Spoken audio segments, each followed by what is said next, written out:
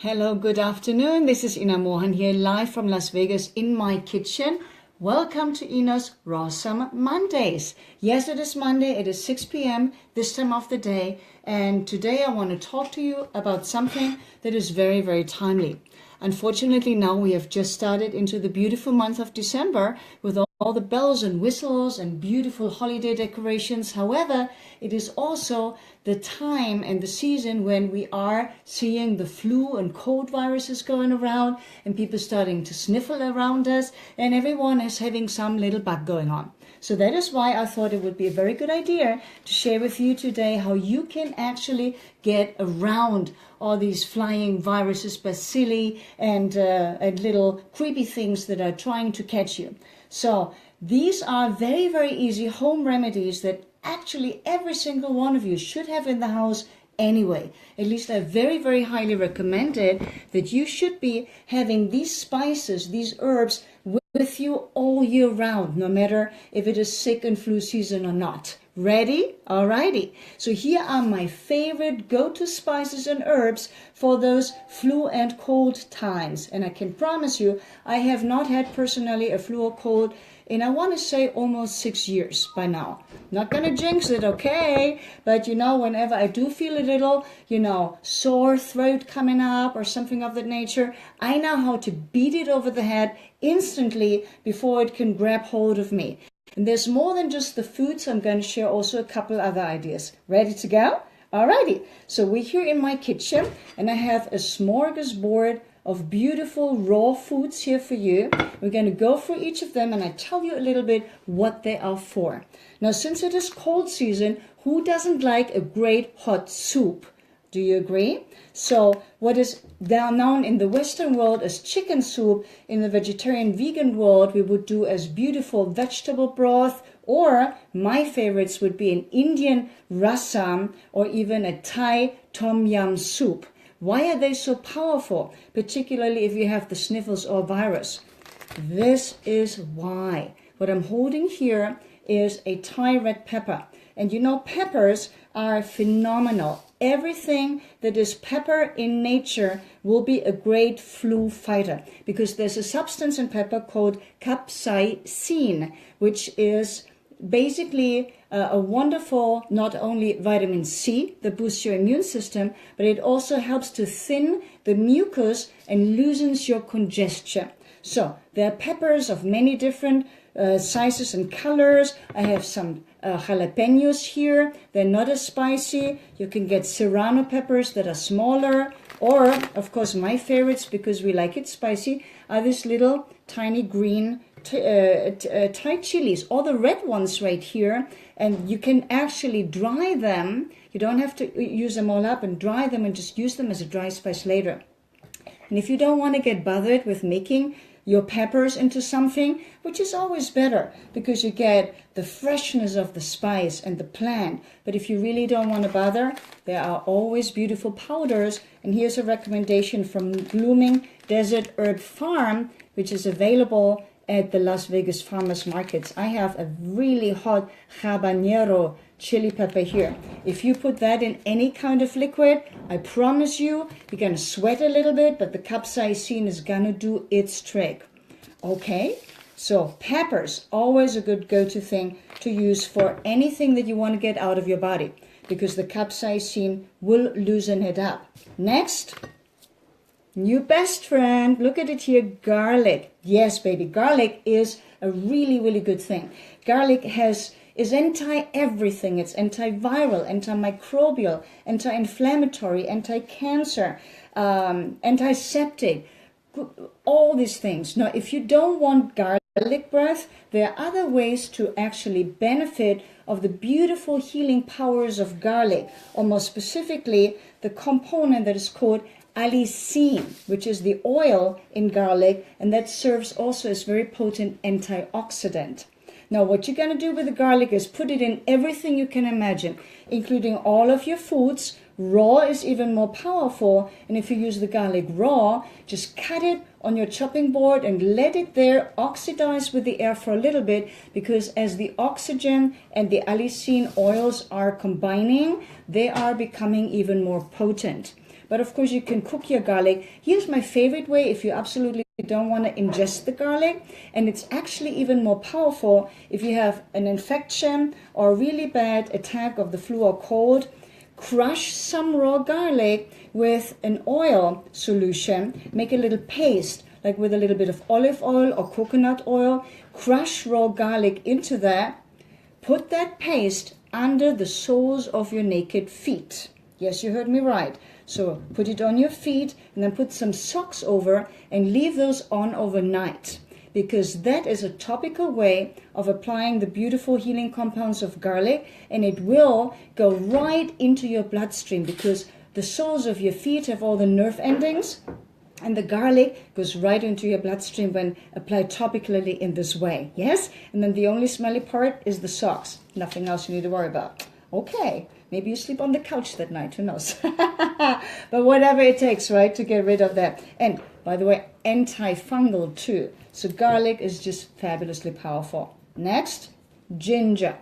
The beautiful ginger root I have here. Ginger in my house goes into everything as well, including all of the smoothies, including all of our desserts. Now, ginger has so many, again, antiviral, anti-inflammatory properties, and it's just a wonderful, wonderful cold and flu remedy. What you can do with ginger is a beautiful hot tea. So what I like to do is to shave some of the raw, fresh ginger, just shred it and make hot water, put the raw ginger in it, maybe just a little bit. If you do allow honey in your diet, a little bit of raw honey will be very powerful with it. And that is a beautiful hot beverage that you can drink. It's going to open up your sinuses because the ginger is so potent, and it's going to make you sweat a little bit because we want that. And that is bringing the virus processing faster. Yeah. And then afterwards, of course, once you're done with the liquid, you can eat the ginger leftovers in the cup. Don't throw them away or use them for cooking afterwards. Ginger is the rocket. Next on our list, turmeric. Turmeric is the also potent, yellow, beautiful substance, literally mostly known from India, but it's also grown in other parts of the world like Costa Rica.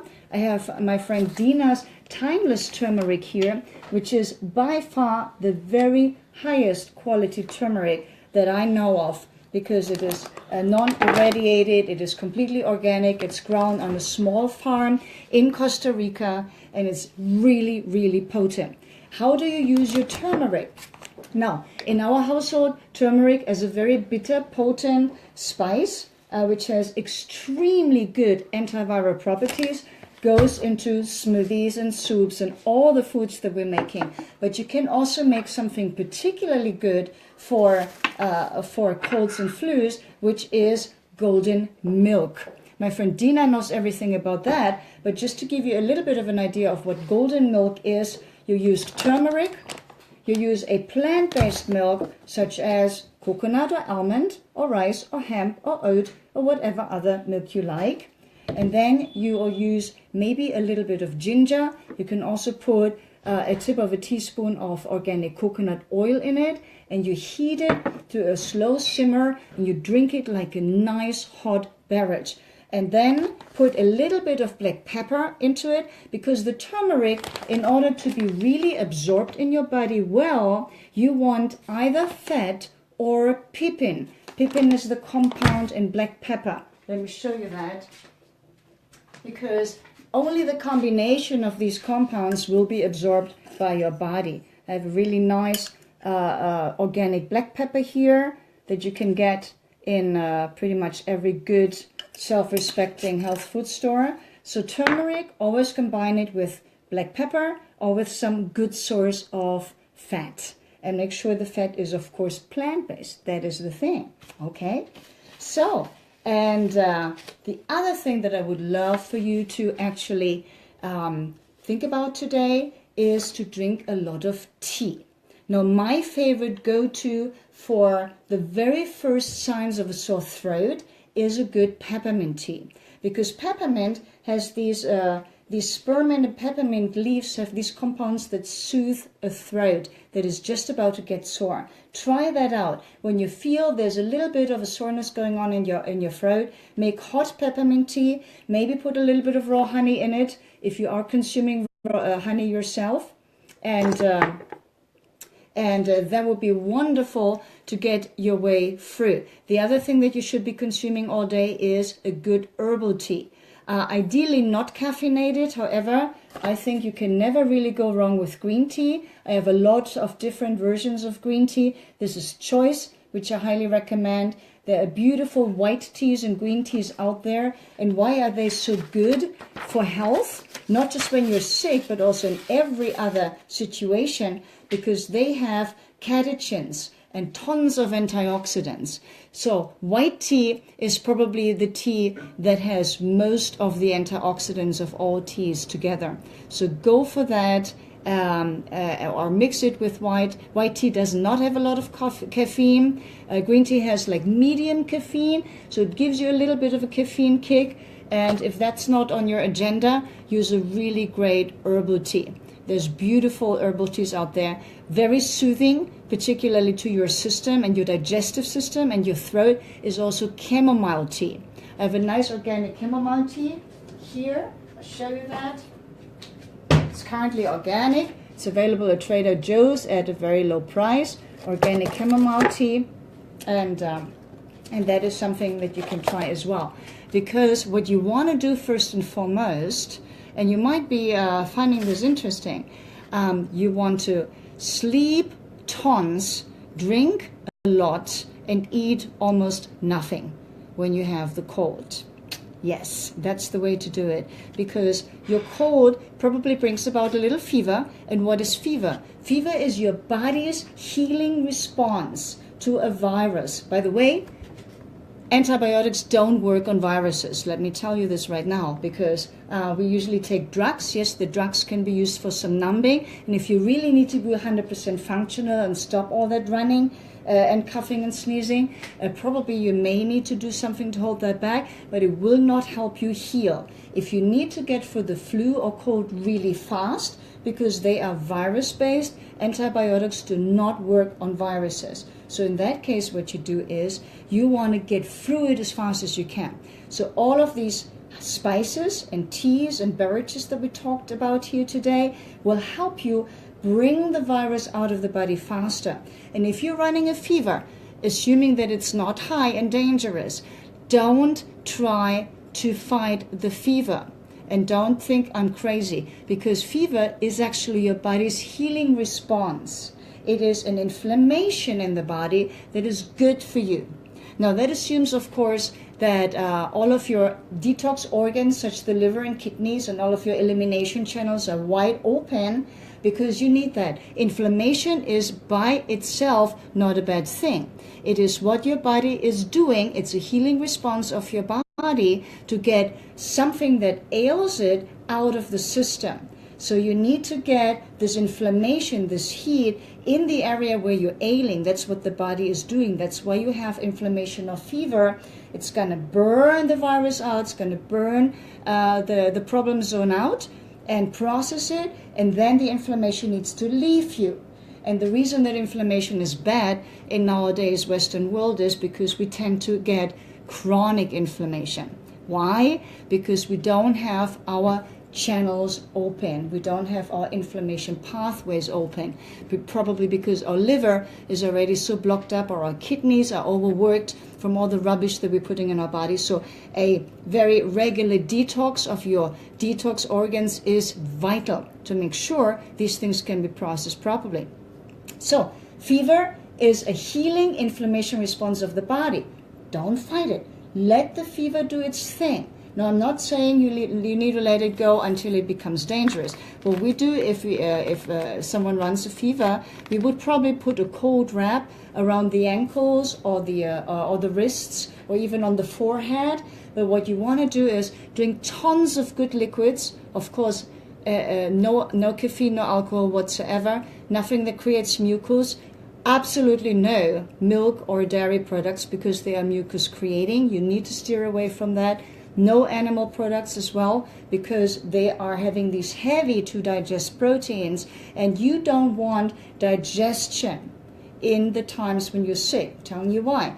There's either one of two things your body can do. It can either digest or it can heal, but it doesn't do both at the same time. So when you're not feeling well, you want to aid your body in healing, and the less it needs to burn energy and consume energy for digestion, which is a very, very energy rich process and takes a lot of your body to do so, the less it needs to digest solid foods, the more it can concentrate on healing, which is why I'm such a big fan of liquid detox Mondays, of raw liquids or whatever liquids, whatever healing liquid. Now is the time for hot detox liquids. So flood your body with beautiful, hot, spicy healing liquids, the teas and the golden milk and the soups and everything else.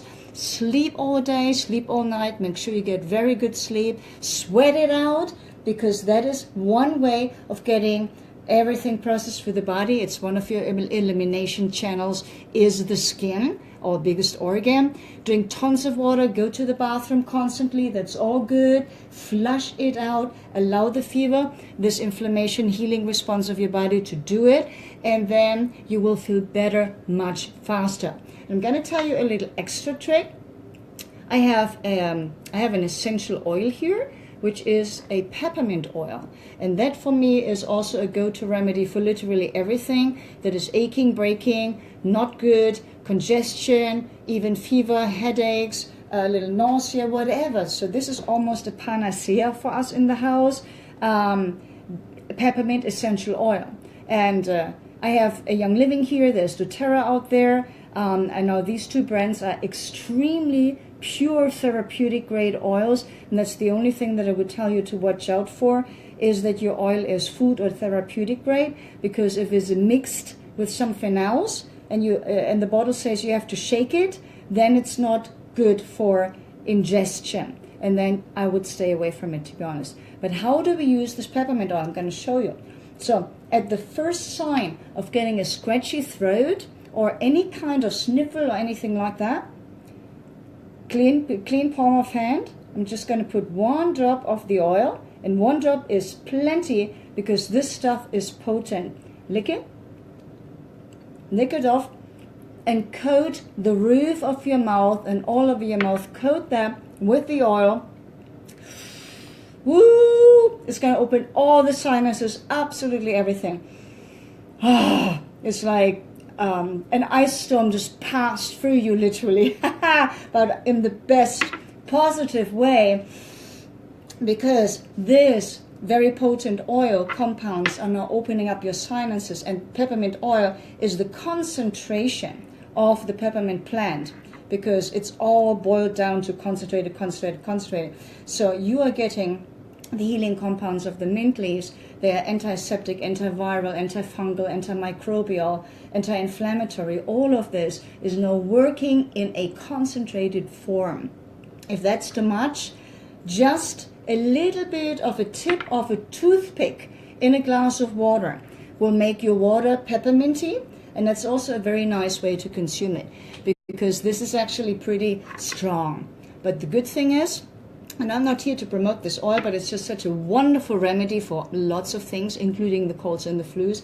The good thing with essential oils, really great essential oils, you have no side effects. You can use the stuff literally every 15 minutes. You can never do that with a cold or any kind of antibiotics. And remember, particularly for those people that are just coming in, antibiotics do not work on viruses. They are just numbing your symptoms. They're just changing your perception, but they will not cure you. So remember that. It's better for a flu or a cold to basically just sleep it out for a day, take a day off, flood your body with the beautiful good beverages that we just talked about, eat anything spicy, the garlic, the ginger, the peppers, yes, the peppers, the black pepper, the turmeric, the raw honey. If your diet allows for raw honey, I say raw because it has much more healing properties than the processed form.